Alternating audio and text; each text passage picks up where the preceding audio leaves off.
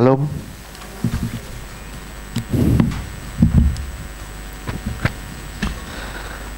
Satu hal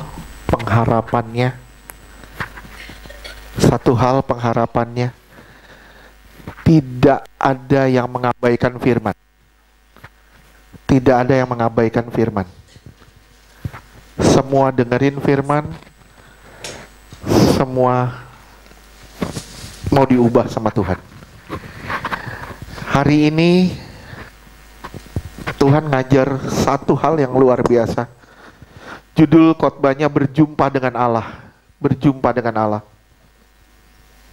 Saya rindu tidak ada perkataan Tuhan yang di-reject, yang diabaikan sama kita. Benar-benar kita dengar, kita serap, dan kita berubah. Dengar, serap, berubah. Tanpa perubahan, nggak akan kita berjumpa dengan Allah. Sekali lagi saya bilang, tanpa perubahan, tidak akan kita pernah berjumpa dengan Allah. Kita harus berubah dari manusia lama ke manusia baru. Benar-benar kita terus ditransformasi setiap hari. Setiap menit, setiap detiknya kita mengalami transformasi. Berjumpa dengan Allah ada dua. Ada dua cara berjumpa dengan Allah. Cara yang pertama, berjumpa dengan Allah di kekekalan. Yang kedua, berjumpa dengan Allah di dalam kehidupan yang sekarang. Perjumpaan dengan Allah di kekekalan, simak baik-baik kalau perlu digarisbawahi. Perjumpaan dengan Allah di kekekalan bergantung pada perjumpaan dengan Allah hari demi hari. Selama saudara dan saya hidup. Saya ulangi, biarin saya ulangi. Perjumpaan dengan Allah di kekekalan itu bergantung pada perjumpaan dengan Allah hari demi hari. Selama kita hidup. Perjumpaan dengan Allah di saat kematian itu bergantung pada kematian daging kita. Saya ulang, perjumpaan dengan Allah saat kematian itu bergantung pada kematian daging kita. Saudara dan saya akan berjumpa dengan Allah saat meninggal dunia. Jika selama hidup saudara meninggalkan dunia.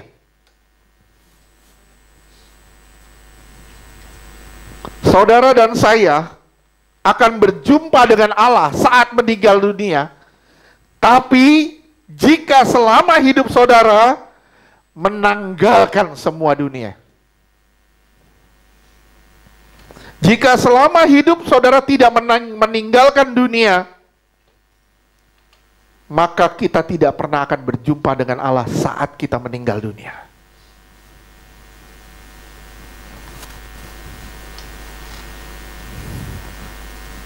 Waduh Pak, ngomongnya udah meninggal. Apa yang kita tuju? Apakah saudara akan hidup selama-lamanya di dunia? Nah, saudara pasti akan berjumpa dengan kekekalan. Semuanya bergantung dari apakah saudara meninggalkan dunia saat saudara meninggal dunia. Saat saudara meninggal dunia, apakah saudara sudah meninggalkan dunia? Kalau belum, saudara tidak akan berjumpa dengan Allah. 2 Korintus 4 ayat 10 sampai 12.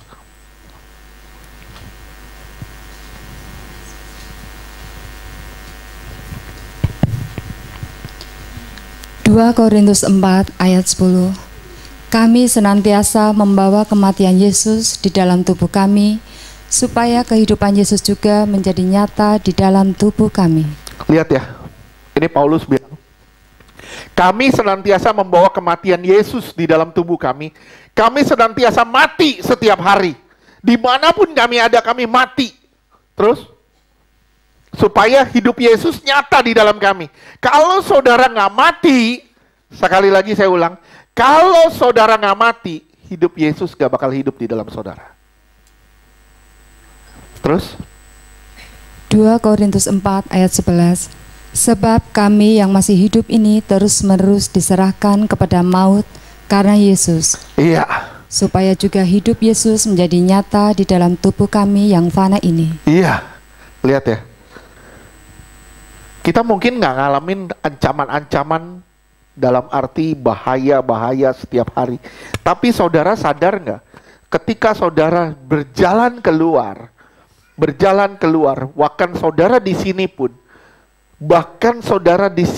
saudara sedang menghadapi ancaman bahaya. Saudara sadar nggak itu? Dimanapun saudara berada, itu ada bahaya. Tapi permasalahannya di mana? Permasalahan di mana? Kita sering nggak sadar kalau hidup kita ini dalam bahaya sebenarnya. Kita sering nggak sadar, ternyata penyertaan dan perlindungan Tuhan demikian sempurna di dalam kita. Itu yang kita nggak pernah sadari. Kita pikir hanya biasa kebetulan. Nggak ada yang kebetulan. Semua Tuhan jadikan indah buat kita. Amin. Ayat 12. 2 Korintus 4 ayat 12. Maka demikianlah maut giat di dalam diri kami, dan hidup giat di dalam kamu. Ya, maut giat di dalam kami, supaya hidup giat di dalam kamu.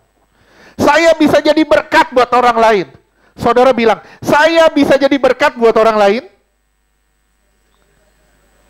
kalau saya mematikan diri saya sendiri.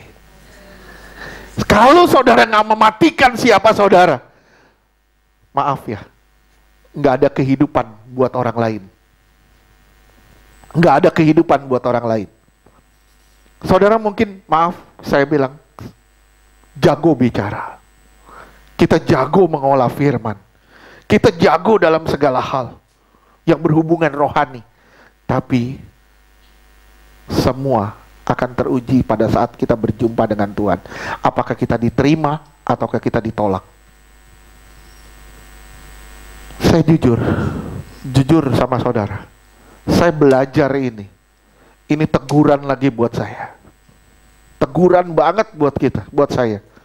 Saya harap saudara simak baik-baik. Supaya benar-benar kita semua berubah. Sekali lagi, kita semua berubah.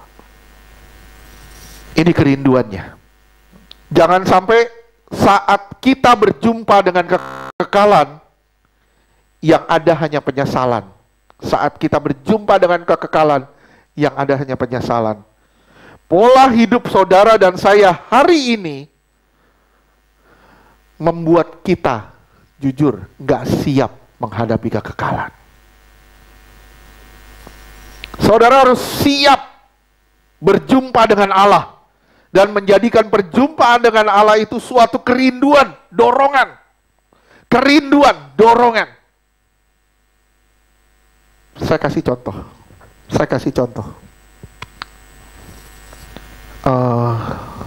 Siapa ya? Fran. Misalnya sekarang tanggal berapa? 11 ya? 11. Tanggal 29 kamu diundang ke istana. Misalnya, istana boneka. Istana negara, misalnya kamu diundang. Woi, saya dapat undangan 29. Dedi ketawanya telat. 29 saya dapat undangan, misalnya. Wah, mulai hari ini kamu udah mempersiapkan gak? Dia udah mulai mempersiapkan. Mulai mandi susu sapi, sampai susu kuda liar. Dia mulai mandi. Dia persiapan, dia luluran semua. Untuk apa? Untuk hari besar. Tanggal 29 April. Misalnya. Dia persiapin. Ada yang bilang, oh susu ini bisa bikin putih. Oke, dia beli. Susu kuda liar bisa dia beli susu kuda liar. Sampai gimana dia mempersiapkannya? Dia panjangin rambut supaya bisa disanggul. Enggak, tolak dalam nama Yesus. Dia mempersiapkan diri sedemikian rupa. Dia mempersiapkan diri sedemikian rupa dengan satu tujuan, berjumpa. Bagaimana perjumpaan kita dengan Tuhan? Rindu nggak kita seperti itu? Tapi saya nggak tahu jadwalnya, Pak. Anggaplah jadwalnya itu segera datang. Bagaimana cara saudara mempersiapkan diri saudara untuk berjumpa dengan Tuhan? Bagaimana cara saudara mempersiapkan diri saudara untuk berjumpa dengan Tuhan? Ingat ya, tiga firman ini, hidup kita ini harus dipertanggungjawabkan. Harus dipertanggungjawabkan. Di Roma 14 ayat 12. Roma 14 ayat 12. Demikianlah setiap orang di antara kita akan memberi pertanggungan jawab tentang dirinya sendiri kepada Allah. Setiap saudara harus mempertanggungjawabkan setiap hari-hari yang saudara lewati. Jangan pikir apa yang saudara lalui itu tidak ada pertanggungjawabannya. Semua ada pertanggungjawabannya. Oke. Nah ini kita berhadapan dengan Allah yang kekal, kita berjumpa dengan Allah yang kekal. Sudah siap gak kita untuk berjumpa dengan Dia? Ibrani 4 ayat 13.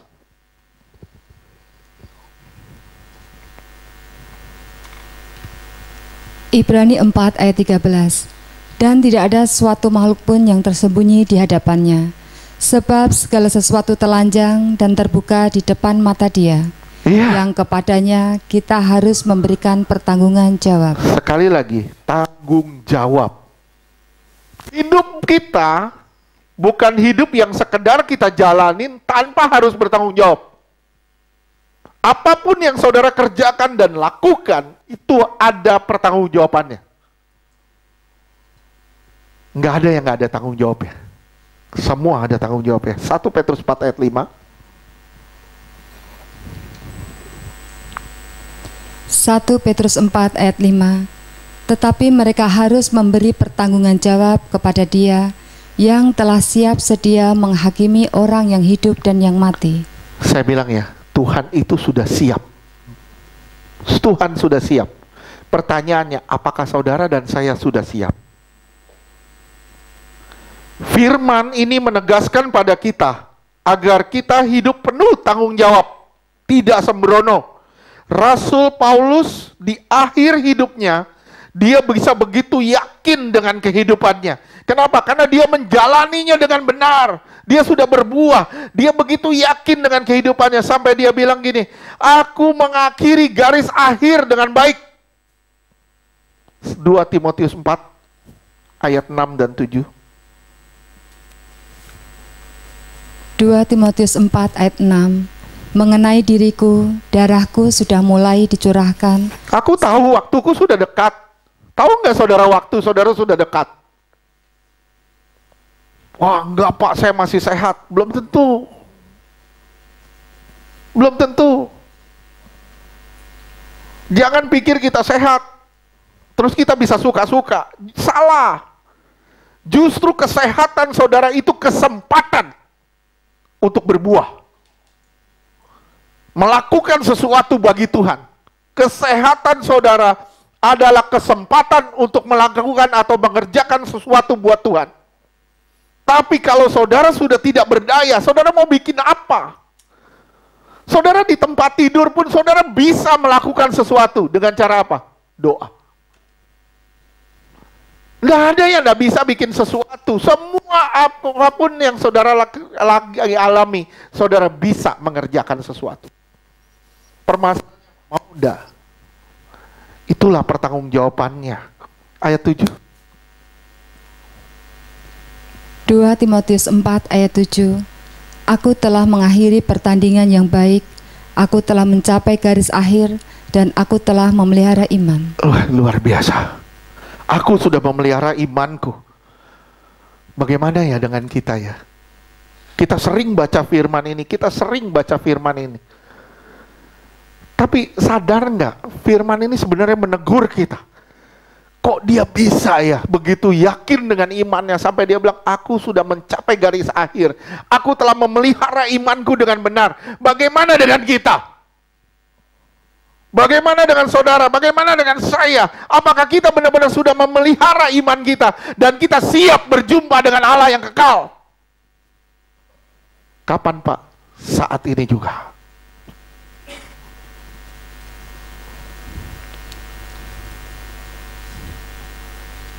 Saya rindu saudara benar-benar mempersiapkan diri saudara untuk berjumpa dengan kekekalan. Perjumpaan dengan Allah di kekekalan adalah kerinduan kita. Seperti kita mau berjumpa dengan orang yang kita nanti-nantikan atau orang yang sangat terkenal. Setiap hari saudara nungguin waktunya. Setiap hari saudara nungguin kapan waktunya saudara berjumpa dengan dia.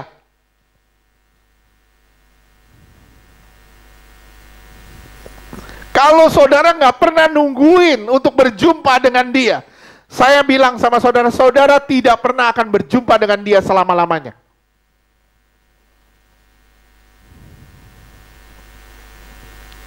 Tolong disimak baik-baik. Tolong disimak baik-baik. Perjumpaan dengan siapa di kekekalan? Perjumpaan dengan siapa di kekekalan? Itu bergantung pada siapa yang kita ikuti selama di dunia. Perjumpaan saudara dengan siapa di kekekalan nanti, itu bergantung pada siapa saudara ikuti di dunia. Kalau saudara mengikuti kebenaran, berjalan di dalam kebenaran, saudara pasti akan berjumpa dengan kebenaran. Kalau saudara mengikuti kefasikan, saudara pasti akan berjumpa dengan kematian. Semua bergantung dari apa dan siapa yang kita ikuti selama kita di dunia. Jika kita ikut dunia, maka kita akan jumpa kematian. Tapi jika kita ikut Tuhan, kita akan jumpa kekekalan. Masalahnya, bagaimana perjumpaan hari ini dengan Tuhan? Setiap hari saudara membangun hubungan, berjumpa dengan Tuhan. Setiap hari saudara membangun hubungan untuk berjumpa dengan Tuhan. Maka di akhir hidup saudara, saudara pasti berjumpa dengan Dia. Muka dengan muka. Saya bilang sama saudara, kekristenan bukan mengajak saudara untuk percaya saja. Tapi kekristenan harus mengajak saudara untuk mati total. Mati total. Mati dari keinginan. Mati dari hasrat. Mati dari kedagingan. Kalau saudara nggak mati, saudara nggak akan hidup. Paulus bilang, maut giat di dalam aku, supaya hidup giat di dalammu. Bagaimana dengan kita? Apakah benar-benar maut giat di dalam kita, sehingga kita bisa menjadi berkat bagi orang lain? Sudah belum kita sudah menjadi berkat bagi orang lain?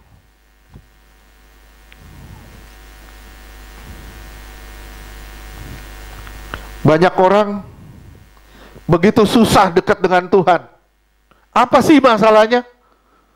Apa sih masalahnya? Begitu banyak orang susah banget dekat Tuhan. Masalah komunikasi. Waduh, susah banget Pak, ngobrol sama Tuhan kayak ngobrol sama tembok. Kalau benar-benar saudara benar-benar dekat sama Tuhan, saudara nggak akan bilang saudara ngobrol sama tembok. Nggak. Kenapa? Dia itu nyata, dia itu real. Dia itu bukan patung yang tidak bisa berkata-kata. Banyak orang susah dekat, karena apa? Karena masalah komunikasi. Masalah komunikasi gampang sebenarnya. Masalah komunikasi itu gampang sebenarnya, gampang banget. Kenapa? Karena Yesus sudah menjadi komunikasi kita dengan Allah. Lewat dia kita bisa berkomunikasi kembali dengan Allah. Dia sudah mati menjadi perdamai bagi kita, supaya saudara dan saya bisa berhubungan lagi dengan Allah.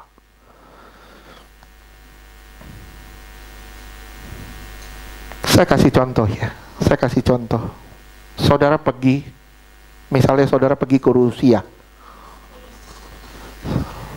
Saudara orang Jawa, saudara tidak bisa bahasa Rusia. Orang Rusia tidak bisa bahasa Jawa. Saudara tidak bisa bahasa Inggris. Orang Rusia juga tidak bisa bahasa Inggris. Saudara pergi, nggak nyambung. Saudara pergi ke pasar, saudara bingung mau beli apa. Saya bilang ya, masalah komunikasi sebenarnya gampang selama saudara masih bisa yes, no, yes, no, yes, no. Selama masih bisa yes, no, yes, no, yes, no, masalah komunikasi pasti teratasi.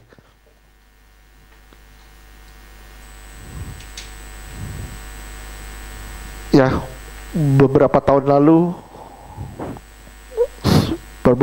lalu Tuhan izinkan saya ke Eropa, ke Perancis. Saya melayani beberapa keluarga di sana. Keluarga itu tidak bisa bahasa Indonesia, dan dia juga nggak bisa bahasa Inggris. Saya nggak bisa bahasa Perancis. Saya cuma bisa bahasa Inggris sama Indonesia. Akhirnya ngomongnya gimana? Yes, no, yes, no. Dan puji Tuhan, yes, no itu 6 keluarga bisa dilayani dan 6 keluarga bisa terima Yesus. Tuhan itu nyambungin kita dengan berbagai cara. Caranya Tuhan itu luar biasa. Betapa senang ya kita ya. Saudara pergi, misalnya saudara merantau ke luar negeri. Saudara lagi pergi merantau, misalnya ke Eropa. Terus saudara sendirian di sana.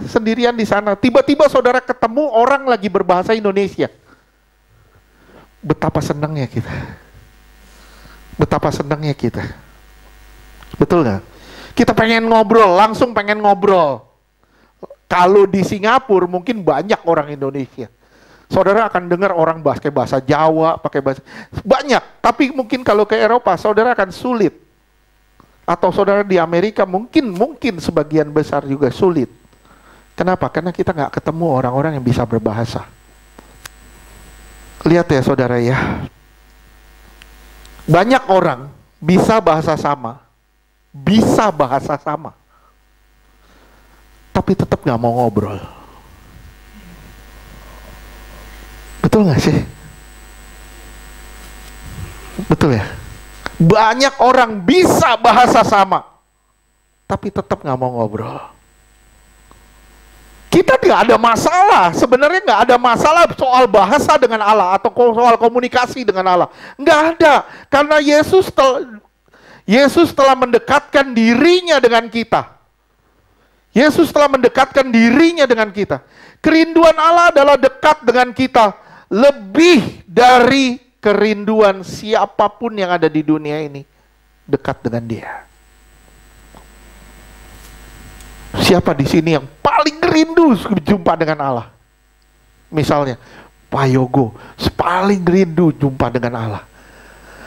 Kerinduan Pak Yogo itu nggak sebagian kecil, hanya sebagian kecil dari kerinduan Allah untuk mendekat dengan Dia. Wih, begitu rindunya Allah dekat dengan kita. Saya waktu malam Tuhan ngomong begini, saya cuma tutup kepala, saya bilang, aduh, gua masih jauh dari benar. Kita masih tidak beres, hidup kita benar. Kita nggak ada masalah komunikasi lu dengan Allah lu, betul nggak? Tapi kita susah untuk ngobrol sama Allah. Bahaya nggak sih?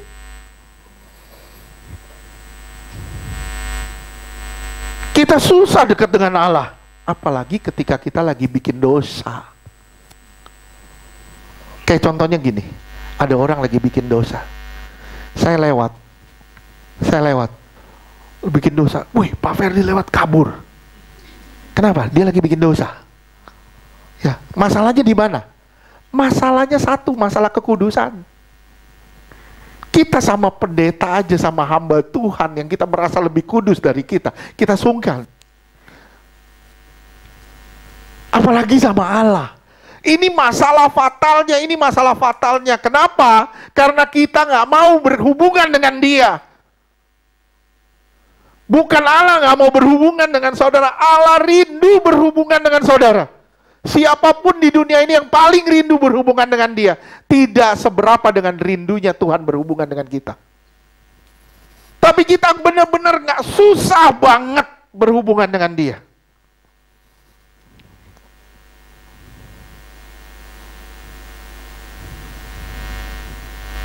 Apalagi kalau banyak bikin salah. Susah banget untuk berhubungan dengan Dia. Susah banget untuk berhubungan dengan Dia.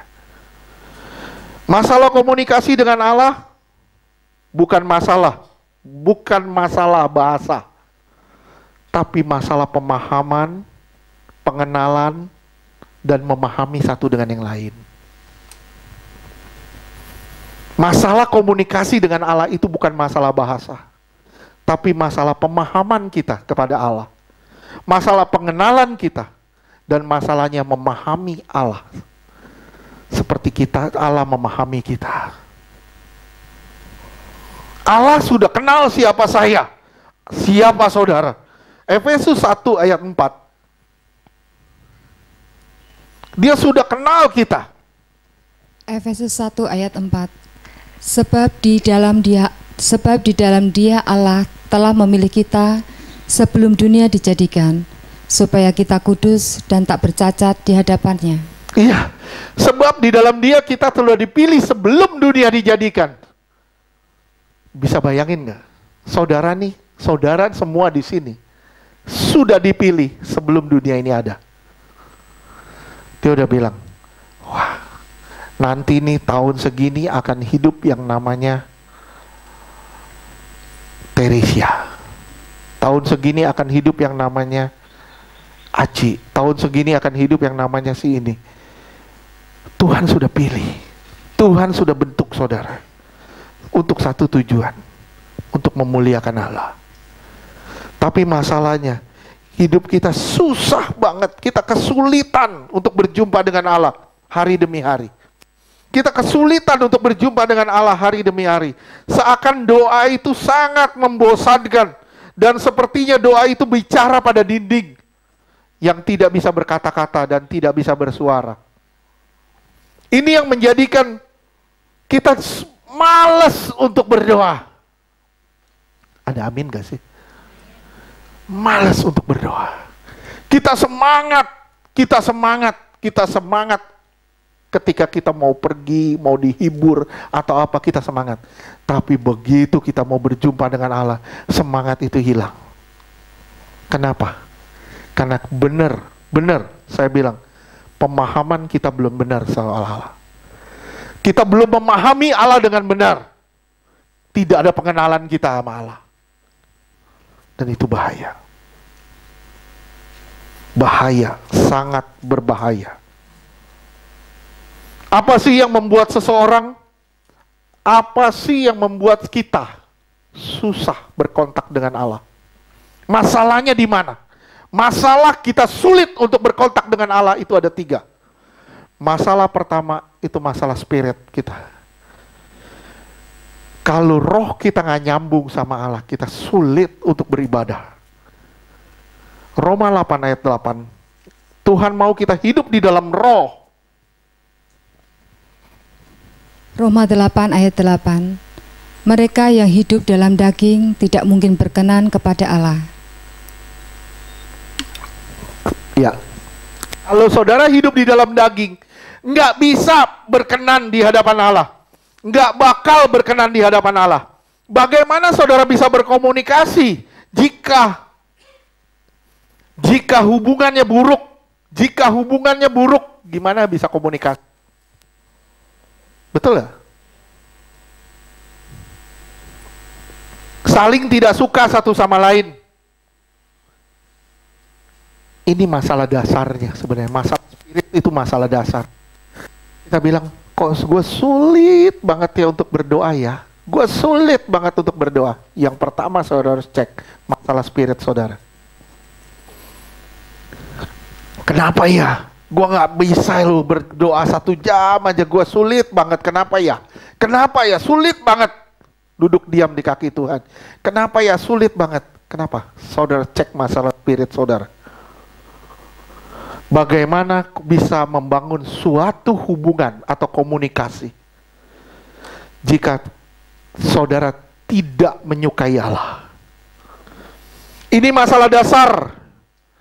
Dan ini harus dibereskan. Sekali lagi, ini masalah dasar dan ini harus dibereskan. Amos 3 ayat 3.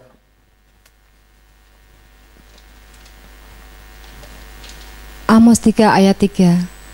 Berjalankah 2 orang bersama-sama jika mereka belum berjanji? Iya. Berjalankah mereka bersama-sama kalau mereka tidak berjanji? Tuhan membuat satu perjanjian dengan saudara. Tapi kalau saudara tidak berkomitmen dengan Tuhan, sekali lagi kalau saudara tidak berkomitmen dengan Tuhan, saudara tidak pernah akan bisa berjalan bersama Tuhan. Ngerti gak sih? Kalau saudara tidak ada komitmen, saudara gak bakal bisa berjalan bersama Tuhan. Sampai kapan? Sampai selama-lamanya. Sampai selama-lamanya. Gak akan bisa. Sampai sini ngerti dah? Ngerti? Saya gak mungkin berjalan bersama istri saya. Saya gak mungkin berjalan bersama istri saya kalau saya gak ada komitmen sama dia. Paham? Saya gak mungkin berkomunikasi dengan dia kalau saya gak suka sama dia.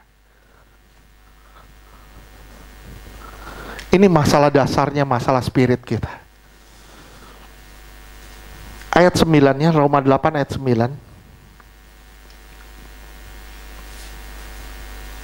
Roma 8 ayat 9. Tetapi kamu tidak hidup dalam daging, melainkan dalam roh. Jika memang roh Allah diam di dalam kamu. Kalau ada roh Allah diam di dalam kamu, kamu nggak hidup lagi di dalam daging. Terus? Tetapi jika orang tidak memiliki roh Kristus, ia bukan milik Kristus. Iya. Wih, ini kita sering baca nggak? Sering baca nggak? Sering? Coba simak perkataan ini ya.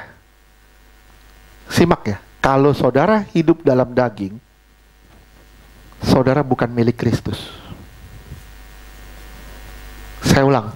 Kalau saudara masih hidup dalam daging, saudara bukan milik Kristus. Terus keberadaan roh Allah gimana di dalam saudara? Tapi Pak, saya masih bernubuat. Tapi Pak, saya masih berbahasa roh.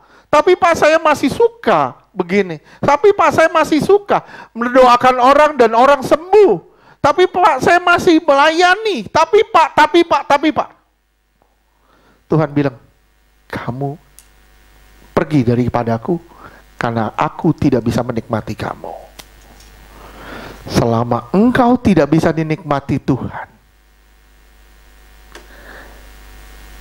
pelayanan hanya sebatas pekerjaan.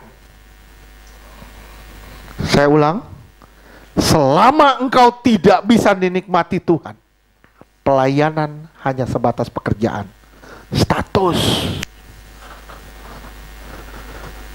Saudara harus bisa dinikmatin Tuhan. Supaya apa? Supaya nyata kalau engkau milik Kristus.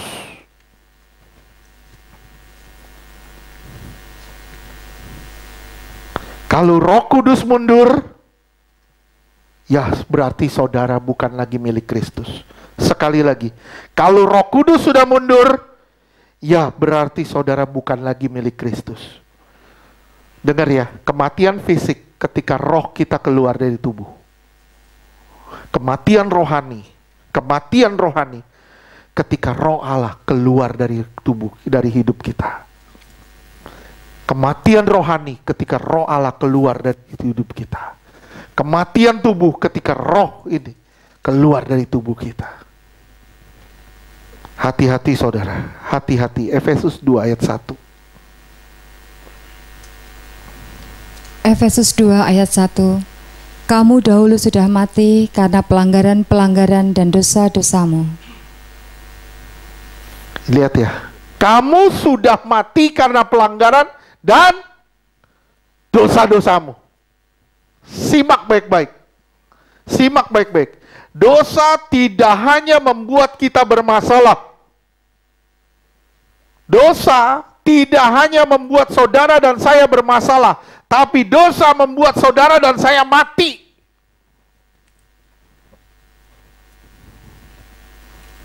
Tolong sadari ini. Tolong sadari ini. Dosa tidak hanya membuat kita bermasalah, tapi dosa membuat kita mati. 1 Samuel 16 ayat 14.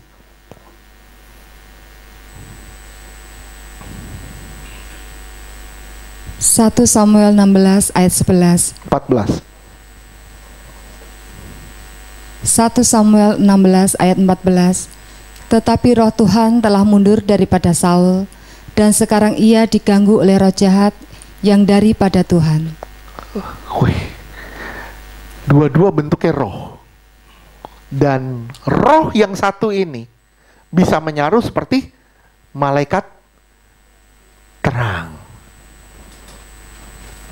Mungkin kita masih berjalan, karunia-karunia masih bisa jalan.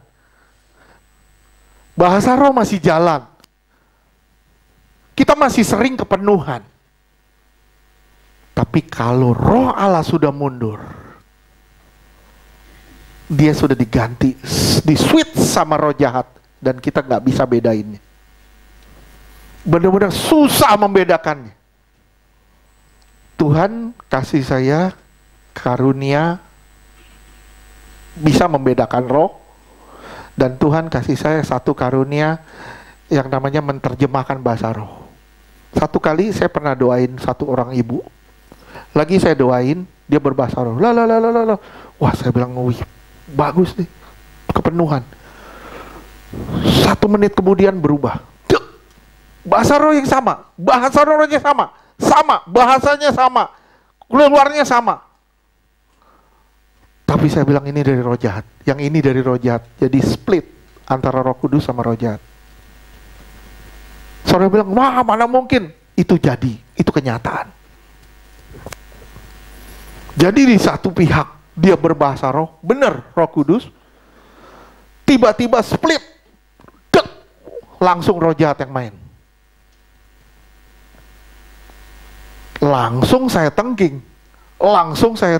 Begitu saya tengking, langsung terjadi manifest. Coba bisa bayangin. Kalau kita nggak ngerti, kita pikir itu bahasa roh.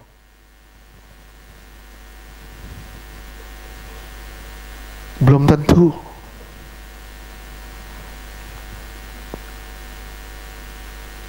Ya,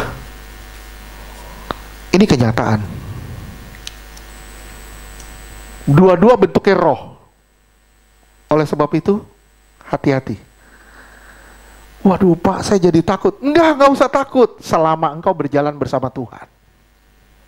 Kalau engkau berjalan di luar jalan Tuhan, engkau gak punya kerinduan sama Tuhan, itu yang kamu harus takuti. Kenapa? Padahal kita sudah mati. Roh Allah sudah minggat dari kita. Tapi kita sepertinya masih pelayanan. Banyak yang seperti ini, masih pelayanan, masih aktif, masih suka memberi, masih suka ini, suka itu. Sebenarnya roh Allah sudah minggat dari dia.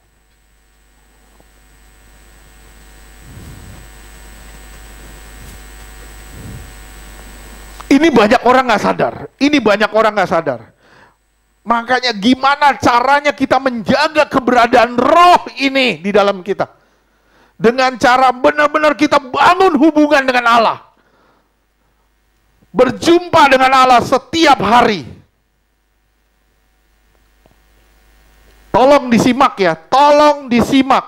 Kristen sejati adalah Kristen yang menyadari tubuhnya adalah bait Roh Kudus. Sekali lagi saya ulang, Kristen sejati adalah orang Kristen yang menyadari tubuhnya adalah bait Roh Kudus. Kalau saudara tidak menyadari tubuhmu bukan bait Roh Kudus, tidak menyadari tubuhmu adalah bait Roh Kudus, maaf saya bilang, engkau masih Kristen KTP. Kalau saudara bilang, saya Kristen sejati, jangan cemari tubuhmu dengan kejahatan.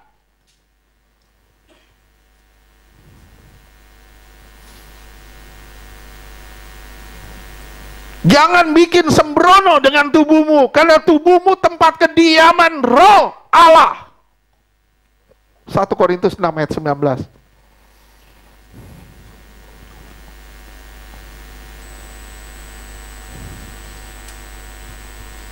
1 Korintus 6 ayat 19.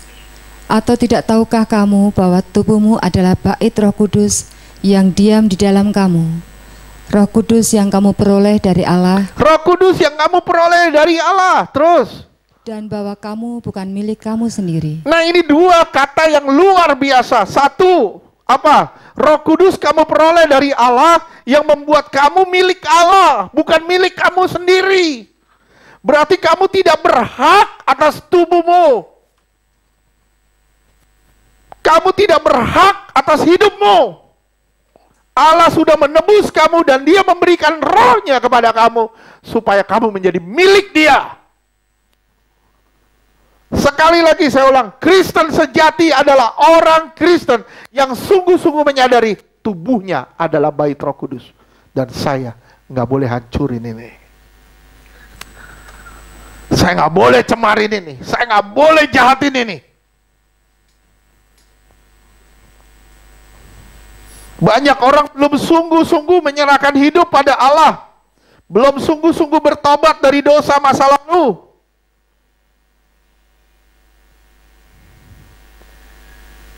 Simak ya. Dosa itu untuk dibuang, bukan disembunyikan. Banyak orang menyembunyikan dosa, bukan menyingkirkan dosa. Kalau dosa itu disembunyikan, dosa itu akan diambil lagi saat tidak ada orang yang melihat. Paham gak sih maksud saya? Paham gak sih? Doa itu bicara dengan Allah, bukan bicara pada diri sendiri. Doa itu bicara sama Allah ya, bukan bicara sama diri sendiri. Berapa banyak dari kita merasa doa kita itu kita sedang bicara pada diri kita sendiri. Salah.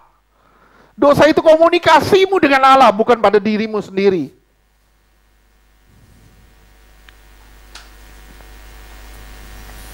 Solusi pertama gimana, Pak? Solusi pertamanya gimana? Kita mencek spirit kita. Benar gak spirit kita udah benar? Roh kita benar, kita berjalan di dalam kebenaran. Kalau saudara berjalan di dalam kebenaran, pasti hubunganmu dengan Allah adalah hubungan yang harmonis.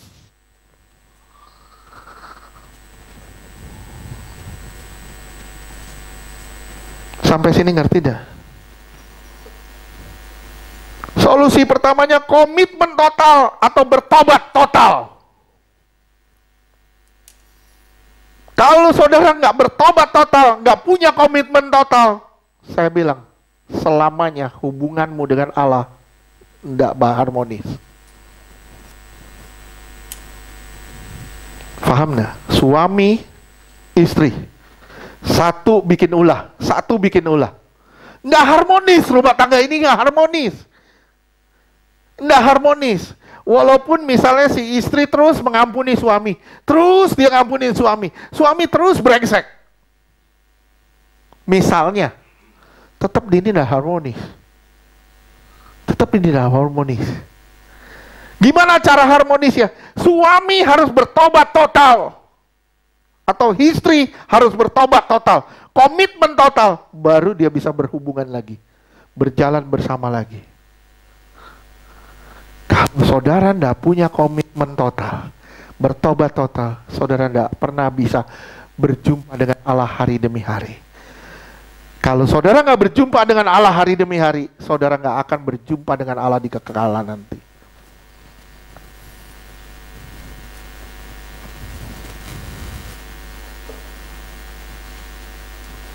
Roh Allah membuat kita memahami pikirannya Allah. Saya ulang. Roh Allah membuat kita memahami pikirannya Allah, perasaannya Allah. Kalau saudara nggak tahu pikiran Allah, perasaan Allah, berarti saudara tidak memanfaatkan atau tidak ada roh Allah di dalam saudara. 1 Korintus 2 ayat 11.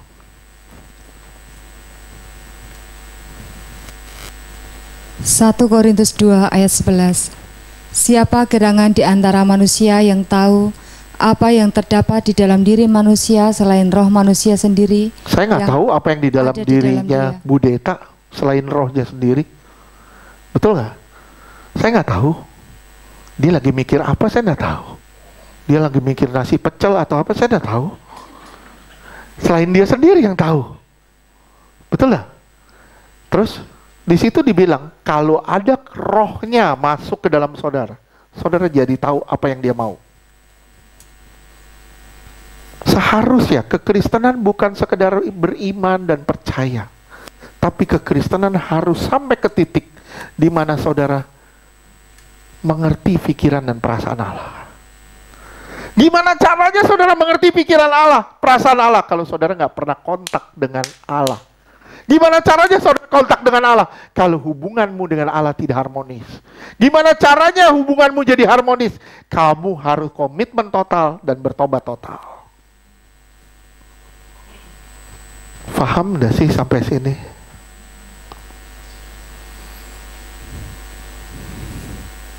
Bagaimana Tuhan tidak nyata? Banyak orang bilang Tuhan gak nyata. Tuhan nyata, nyata. Rohnya juga nyata. Rohnya itu nyata dalam kita. Dan kalau roh itu ada di dalam saudara, sekali lagi, kalau roh itu ada di dalam saudara, maka saudara akan dirubah setiap menit dalam hidup saudara.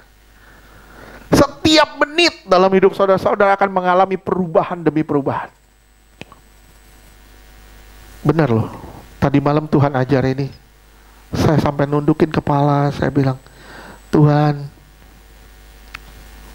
dengan cara hidup kita yang seperti ini, kurang pede kita apakah kita bisa berjumpa dengan Allah. Betul ya? Jujur, mau jujur ya? Ya. Tapi kita harus punya komitmen total mulai hari ini. Gimana caranya kita berkomitmen total mulai hari ini supaya kita benar-benar bisa berjumpa dengan Allah. Suatu hari semua kita di sini harus berjumpa dengan Allah. Enggak berjumpa dengan yang lain. Enggak berjumpa dengan ondel-ondel. Tapi berjumpa dengan Allah, benar-benar berjumpa dengan Allah di kekekalan. Pertanyaannya, ada kerinduan gak sih ke sana? Ada? Ingat ya, saya pernah ngomong ya. Misalnya, Santi di airport nunggu cowok datang. Kapan datangnya? Gak tahu datangnya kapan. Tapi tiap hari dia harus nunggu di airport. Tiap hari dia harus tungguin. Sampai kapan? Nggak tahu.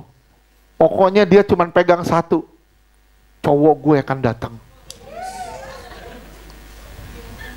Dia harus bangun komunikasi terus. Komunikasi, kapan datang? Cowoknya nggak jawab. Tunggu aja katanya. Dia tunggu di airport terus. Begitu cowoknya datang, apa yang terjadi?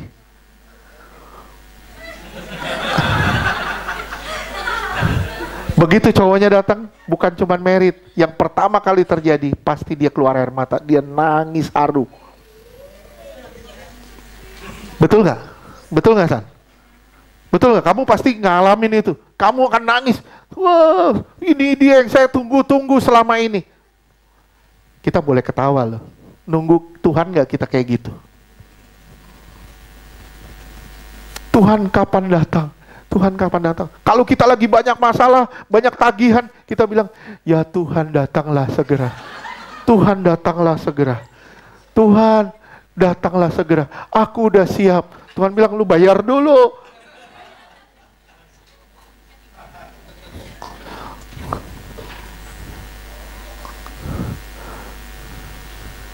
Kita rindu Tuhan bukan karena kita bermasalah. Bukan karena kita bermasalah di dunia, tapi kita rindu Tuhan karena Dia adalah cintanya kita. Dan di sana tempat kita bisa mencurahkan cinta kita sama Dia. Kalau saudara bisa ngerti ini, bisa sampai ke tingkat ini, saudara akan ngalamin perubahan demi perubahan dalam hidup saudara. Sekali lagi, saudara akan ngalamin perubahan demi perubahan dalam hidup saudara. Benar, hubungan saudara sama Allah bukan lagi hubungan satu garis. Tadi pagi quote saya apa? Doa bukan rentetan permintaan. Kita cuma doa, begitu doa, Tuhan, saya ini. Aneh banget loh. Istilahnya gini, Ibu Wati ini raja hutan. raja beneran, misalnya dia raja. Bu Esther datang ke Bu Wati. Jangan gitu loh. Bu Esther datang ke Bu Wati. Bu Esther datang langsung bilang gini, gue mau makan nih. Gue mau makan nih daging ini nih. Gue mau begini nih. Ini gue butuh ini nih. Kasih gue angin, kipasin gue.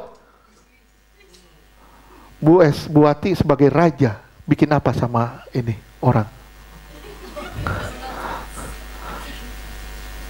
Kita sebagai raja bilang, pengawal, penggal dia. Betul lah.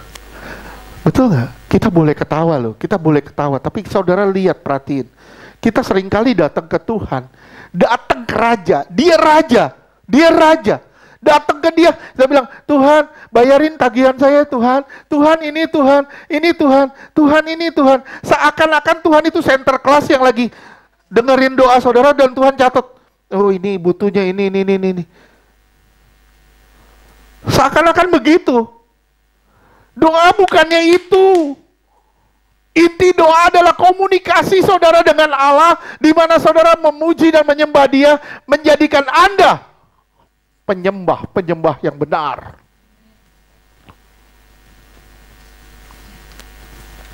Doa itu adalah hubungan, pergaulan. Bagaimana saya bisa berhubungan dengan Pak Yogo kalau saya kerjaannya minta terus sama Pak Yogo. Pak Yogo, ini nih, saya butuh bubur, saya butuh ini. Terus kerjaannya minta. Begitu saya minta, Pak Yogo, itu Ferdi, kabur gua. Tuhan nggak begitu. Cuman kita harus taruh posisi kita yang benar sama Tuhan. Beresin dong spirit kita. Sampai sini ngerti ya sih? Ngerti ya? Beresin diri kita. Kalau masih ada dosa, selesaikan. Datang ke Tuhan, bilang, Tuhan, aduh Tuhan, saya masih banyak salah ya Tuhan. Tuhan, saya barusan begini, Tuhan, saya barusan gini. Tuhan, saya barusan. Beresin diri kita, baru kita bisa komunikasi dengan Allah. Tuhan, saya mau berubah loh Tuhan. Saya mau lepasin diri dari rokok. Tuhan, saya mau lepasin diri dari judi. Tuhan, saya mau lepasin diri dari pornografi. Tuhan, tolong saya ya Tuhan. Ini saya tahu ini kelemahan saya susah Tuhan. Tuhan bilang, oke, lu gak bisa gua mampuin lo. Tapi lu harus hubungan terus sama gue. Kalau kamu bisa hubungan terus sama Tuhan, saya yakin apa yang tidak mungkin pasti jadi mungkin. Sekali lagi, kalau saudara bisa berhubungan terus sama Tuhan, apa yang mustahil pasti terjadi.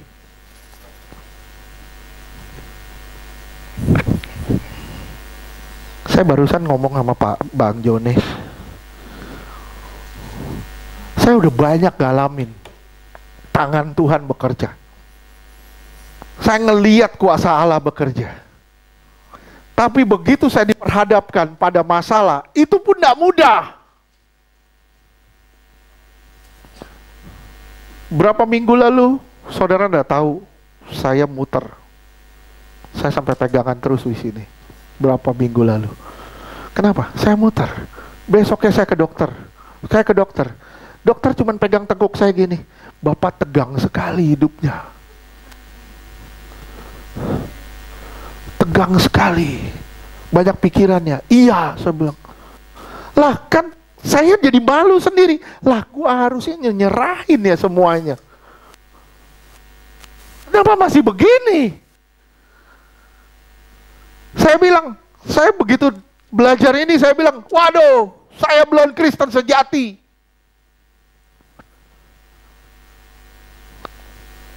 Bahaya loh hidup kita.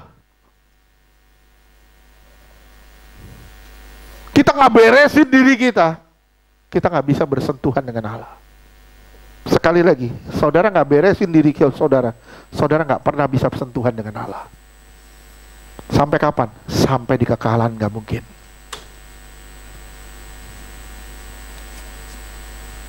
Yang pertama, spirit. Roh kita harus diperbaiki. Roh kita harus dibenerin. Yang kedua, sikap hati kita harus benar. Kalau sikap hati kita nggak benar, nggak bakal bisa berjumpa dengan Allah. Benar. Yesaya 29 ayat 13.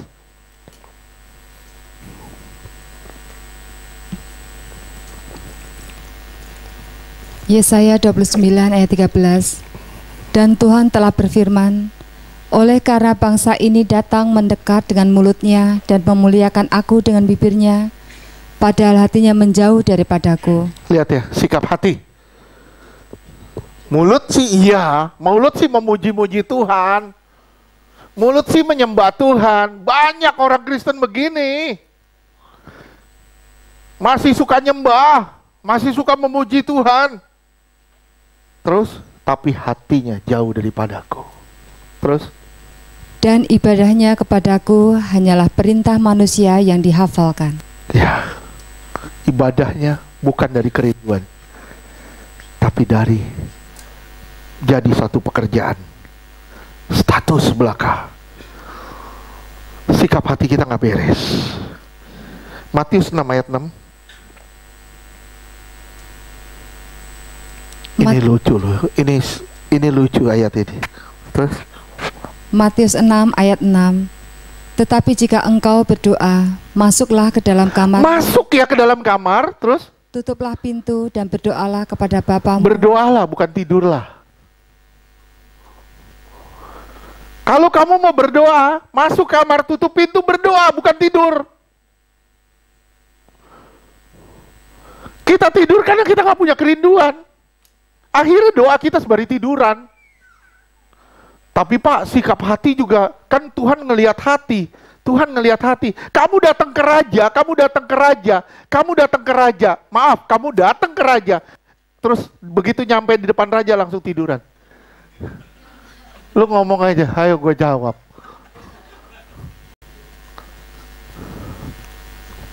Makanya maaf, sorry, maaf. Sekali lagi saya ingatkan, ibadah online adalah cara iblis untuk menghilangkan hormat akan Tuhan. Kita kehilangan hormat akan Tuhan. Sikap hati kita jadi nggak beres. Coba saudara bayangin ya, saudara nggak ibadah, saudara datang, saudara online terus aja. Saya yakin imanmu akan tergerus. Saya yakin banget 100% imanmu pasti tergerus.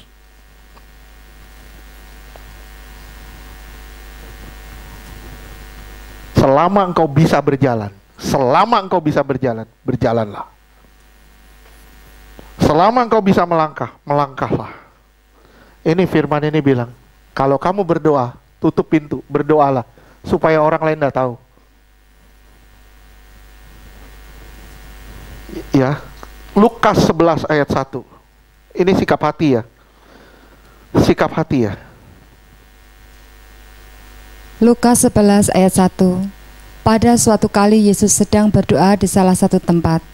Perhatiin kata-katanya. Terus? Ketika ia berhenti berdoa, Berkatalah seorang dari murid-muridnya kepadanya, Tuhan, ajar kami untuk berdoa. Terus?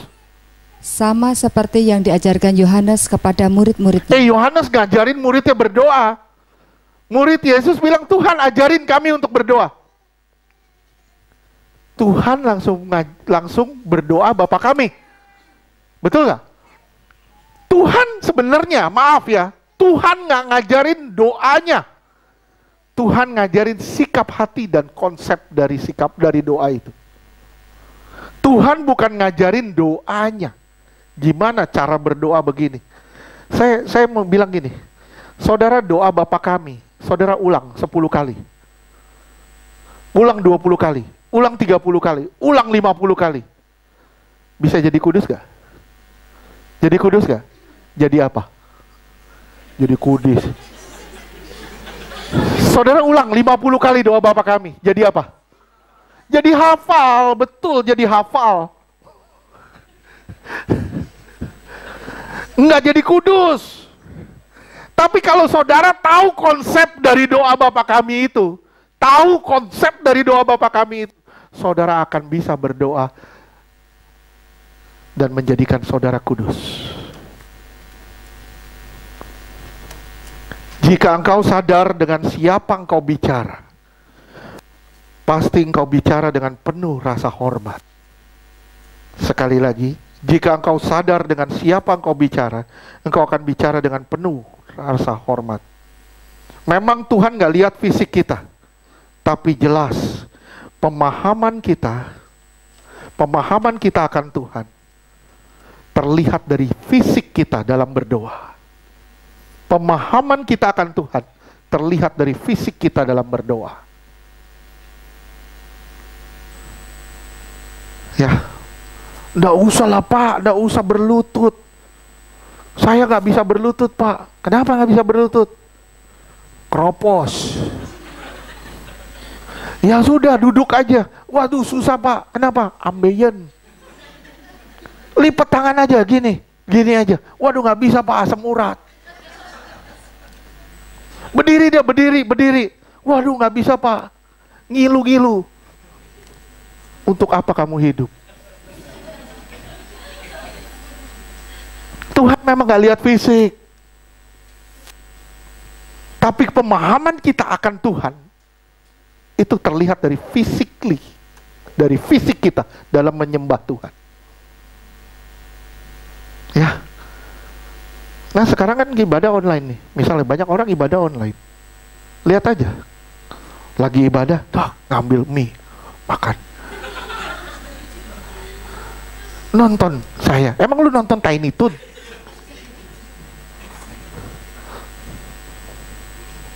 Bukan lagi ngelihat Tiny Toon. Kita lagi dengar suara Tuhan. Kita harus taruh respek kita sama Tuhan, hormat kita sama Tuhan. Banyak orang bilang, saya nggak usah berdoa, diam-diam begini, nggak usah tiduran juga berdoa. Ada kalanya kita bisa tiduran. Sebari tiduran kita berbangun hubungan. Ada kalanya kita harus duduk diam di hadapan Tuhan. Sekali lagi, pemahaman kita akan Tuhan itu terlihat dari fisik kita, cara kita menghormati Tuhan. Ngerti ya sih sampai sini?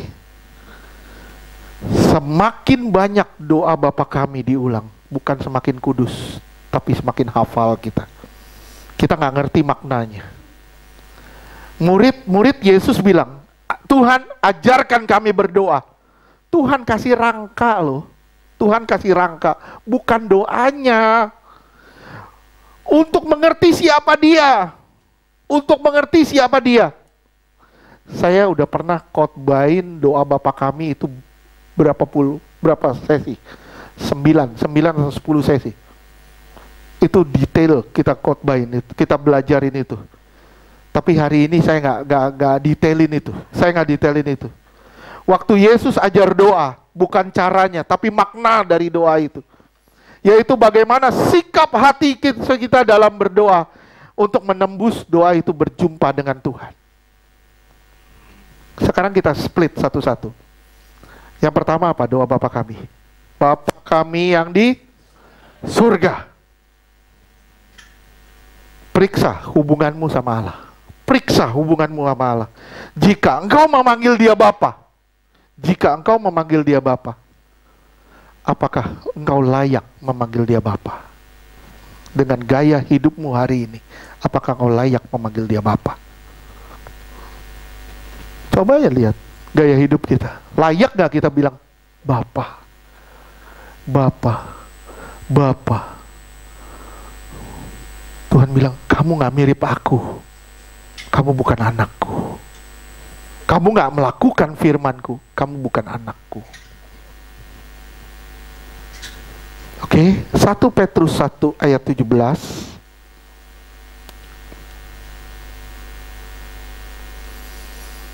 1 Petrus 1 ayat 17.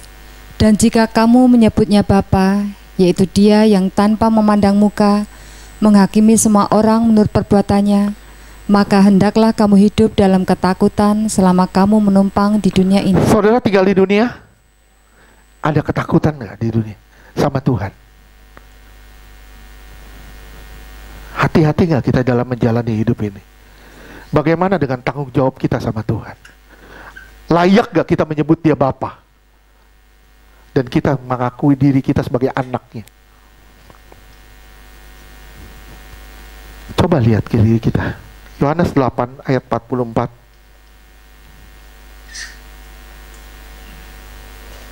Yohanes 8 ayat 44. Iblislah yang menjadi bapamu dan kamu ingin melakukan keinginan-keinginan bapamu. Ya, kalau kita melakukan keinginan bapa kita, iblislah bapa kita. Terus? Ia adalah pembunuh manusia sejak semula dan tidak hidup dalam kebenaran, sebab di dalam dia tidak ada kebenaran. Aduh, luar biasa. Siapa bapak kita? Siapa bapak kita? Yesus. Saudara bilang Yesus. Oke, bapamu Yesus. Bapamu Yesus, amin. Apakah engkau hidup seperti Yesus?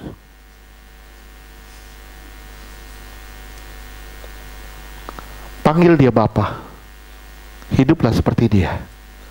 Hidup seperti layaknya seorang anak.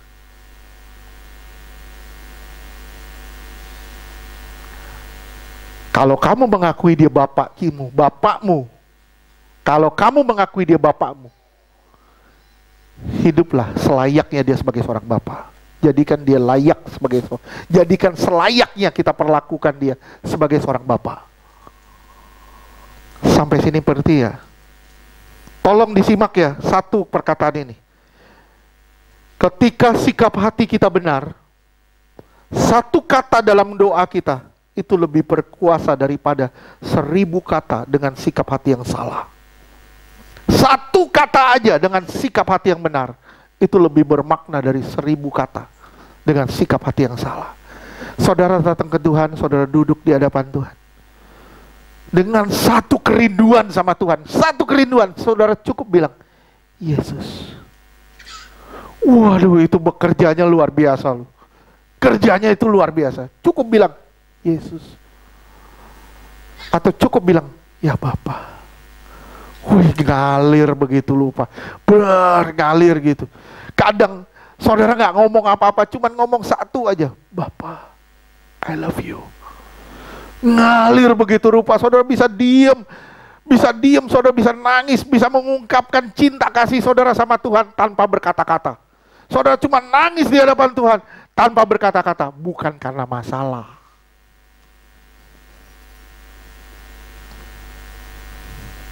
Beresin diri kita, layak gak kita memanggil dia Bapa? Bapa, aku salah, aku tobat ya, aku koreksi. Selama ini aku telah menyakiti hati Bapa, ampuni aku. Baru kita masuk dalam doa dan kita layak memanggil dia Bapa. Pertama, Bapa kami yang di sorga. Yang kedua, dikuduskanlah atau dimuliakanlah namamu.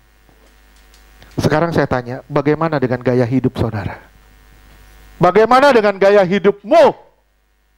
Bagaimana dengan cara hidup saya?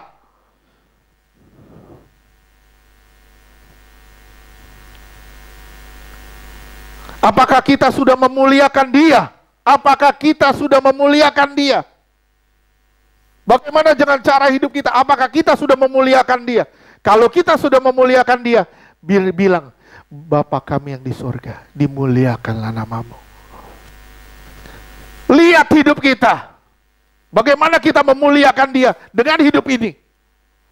Matius 5 ayat 16.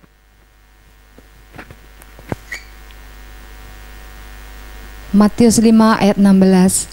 Demikianlah hendaknya terangmu bercahaya di depan orang, supaya mereka melihat perbuatanmu yang baik dan memuliakan Bapamu yang di surga. Iya, lihat ya. Muliakan Bapamu dengan terangmu yang ada padamu. Gaya hidupmu menjadi terang, engkau akan menjadi berkat bagi banyak orang. Jujur ini udah jam 1 kurang, ini masih banyak. Lanjut minggu depan. Lanjut minggu depan. Minggu depan ya. Minggu depan nggak apa-apa. Nggak apa-apa. Minggu depan kita akan bicara mengenai doa Bapa kami, kita akan lanjutkan. Kita belajar sama-sama dari doa Bapa kami. Ini rupanya satu konsep doa. Satu konsep doa di mana sikap hati kita harus benar. Kalau sikap hatimu nggak benar, kau nggak akan bisa berjumpa dengan Allah. Sekali lagi, sikap hatimu nggak benar, engkau nggak akan bisa berjumpa dengan Allah. Hubunganmu, rohmu nggak benar, engkau nggak akan bisa berjumpa dengan Allah. Oke, sampai di sini. Amin. Kita lanjutkan minggu depan.